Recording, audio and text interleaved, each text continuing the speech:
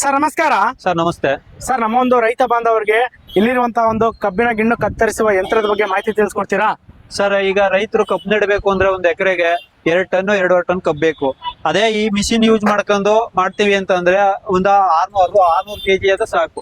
600 KG ಆದ್ರೆ ಬಿತ್ತನೆಗೆ ಸಾಕು. ಈ ಕಬ್ಬಲ್ಲಿ ಒಂದು ಕಣ್ಣು ಕಟ್ ಮಾಡ್ತದೆ ಸರ್.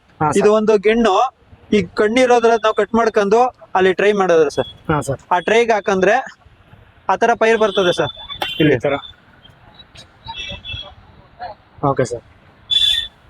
ಆತರ ಪೈರ್ ಮಾಡ್ಕೊಂಡ ಸರ್. ಅದೇ ಮಿಷಿನ್ ಐತಲ್ವಾ, 4 ಅಡಿಗೆ ಇಲ್ಲ 6 ಅಡಿ 8 ಅಡಿ ಸಾಲ್ ಮಾಡ್ಕೊಂಡು ಒಂದ್ ಪೈರಿಂದ ಒಂದ್ ಪೈರ್ಗೆ 2 ಅಂತರ ಕೊಟ್ಕೊಂಡು ಮಾಡ್ಬೋದು ಸರ್. ಇದರಿಂದ ಒಂದು 15 ದಿನಕ್ಕೆ ಕಬ್ಬು ನೆಟ್ಟಿ ರೆಡಿ ಮಾಡ್ಬೋದು.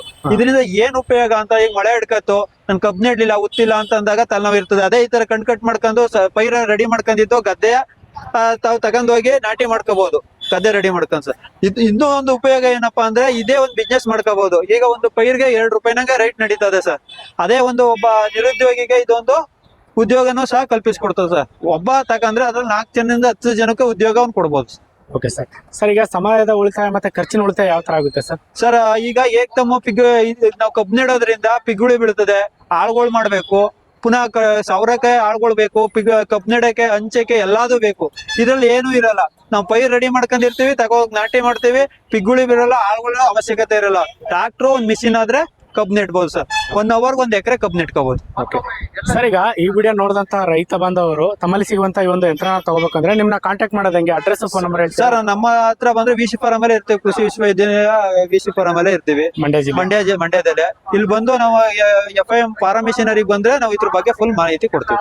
ಇನ್ ಕೇಸ್ ಫೋನ್ ಮಾಡ್ಬೋದು ಸರ್? ಫೋನ್ ಮಾಡೋದು ನಮ್ಮ ನಂಬರ್ ಹೇಳಿ ಸರ್. 9071964920.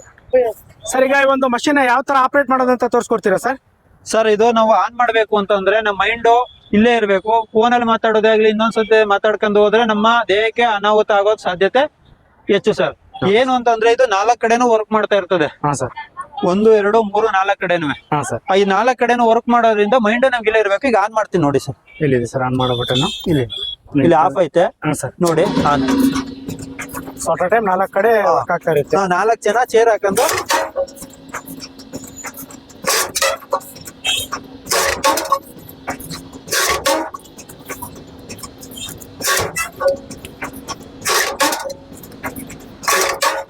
ಇಲ್ಲೇ ಬೇಸನ್ ಇಟ್ಕೋಬೇಕು ಸರ್.